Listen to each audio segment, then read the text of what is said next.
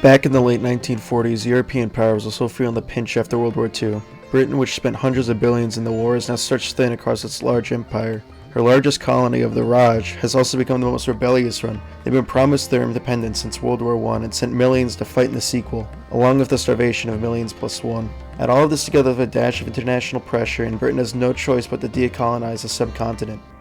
Now Britain has the important task to carefully divide up the subcontinent to balance the diverse cultural and religious differences to ensure peace.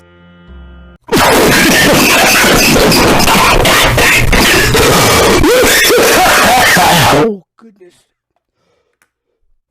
This neat border choice displaced 10 to 12 million people and killed upwards of 2 million in a very scary hurry of Hindus and Sikhs traveling to India and Muslims traveling to Pakistan. The original plan was to unify all of the British Raj under one republic that looks past religious and cultural differences, but the Islamic minority thought that such a state would suffocate any power they could have, so they made their own state in the form of Pakistan. But both countries are built on a collection of different cultures and religious groups along with a long history of an oppressive social structure. It already creates problems internally, but the external problems created are also a massive burden on both states. These external problems are catalyzed in the northern territory of Jammu and Kashmir. In the past and present, the population was majority Muslim with a Hindu minority. Back in the 1950s, the Maharaja of the region was Hindu, which led him to succeed to neither side. This caused Pakistani tribesmen to attack the region to defend the will of the Muslim population, which then caused the Maharaja to join India for protection.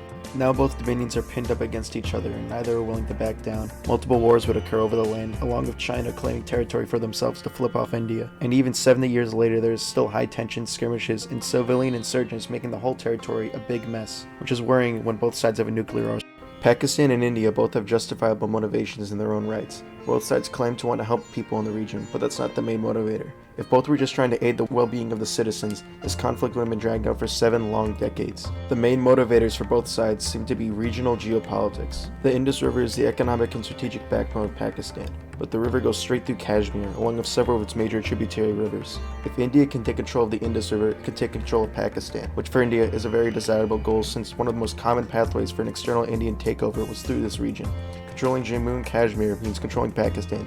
Controlling Pakistan means controlling its borders. Controlling its borders means being able to stabilize itself so it can focus on internal development. And right now, internal development is not what either side is focused on. When two countries continuously fight for decades, that is a big turnoff for many investors that want to set up shop there. Pakistan, and to a much larger extent India, with their larger labor force and natural resources, have the potential to become major world players politically and economically, but their focus on each other rather than on themselves is a burden to their potential. How many people voted for a leader because he flipped off Pakistan more than the other guy? How much money and brain power went to developing a new fighter jet rather than developing a product for their citizens? Jammu and Kashmir are getting the short end of the stick, with their constant insurgent groups and conflicts within their land. But from a regional perspective, they are a weight holding down India and Pakistan. The sooner Pakistan and India can stop being stubborn and settle their grievances against each other, the sooner both nations can become healthier nations for their